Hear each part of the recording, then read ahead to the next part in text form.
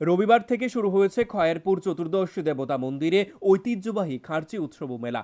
পুরাতন হাবিলির কৃষ্ণমেলা মুক্ত মঞ্চে 7 দিন ব্যাপী সাংস্কৃতিক উৎসব ও প্রদর্শনীর উদ্বোধন করেন রাজ্যের মুখ্যমন্ত্রী প্রফেসর ডাক্তার মানিক সাহা।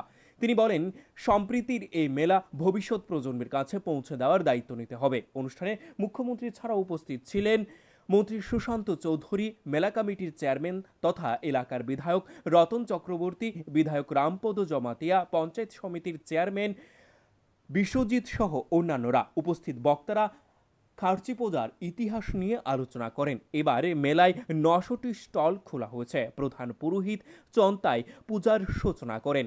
এবছরও ভক্ত সমাগম এবং পুণ্যার্থীর সংখ্যা বৃদ্ধি পাবে বলে উদ্যোক্তাদের আশাবাদী। করে এই কার্তিক পূজা করে হয় এবং এটা রাজন্য আমল থেকে এখানে শুরু হয়। প্রথমে সেটা উদয়পুর, যেখানে রাজধানী ছিল ত্রিপুরা, সেখানে ছিল। পরবর্তী সময়ে সেটা এখানে যখন রাজধানী স্থাপিত হয়, সেখানে এই 14 দেবতাকে এখানে নিয়ে আসা হয়। পরবর্তী সময়ে এখান থেকেও আগরতলায় চলে যায়, কিন্তু এই 14 দেবতা এখানেই, এই আমাদের যে হাওড়া নদীর তীরে, উনি এখানেই থেকে যান। তো আজকে এই আমাদের এই পুজো উপলক্ষে আমি সমস্ত ত্রিপুরাবাসীকে, সমস্ত দেশবাসীকে আমি শুভেচ্ছা জানাই। স্যার, গত কিছুদিন আগে আমার নাম শরদিন্দু চক্রবর্তী, মন্দিরে চণ্ডী পাঠক। আমার সাথে আমার মহারাজ দুর্গামণি চন্তাই আছে। আজকে সকালে প্রাত 5টা 45 মিনিট থেকে মা স্নান যাত্রা শুরু হয়েছে এবং 7টা 30 মিনিট থেকে আমাদের যে খার্চি পূজার সূচনা হয় এবং কালকে রাত্রে নিশি পূজা গেছে, সন্ধ্যার সময় মার স্নান যাত্রা গেছে, অধিবাস পূজা গেছে।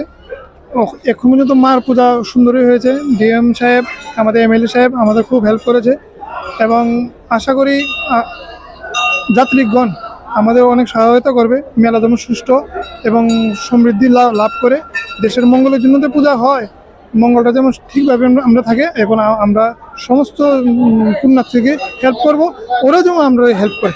ধন্যবাদ। Bureau report, news live 24 Tripura.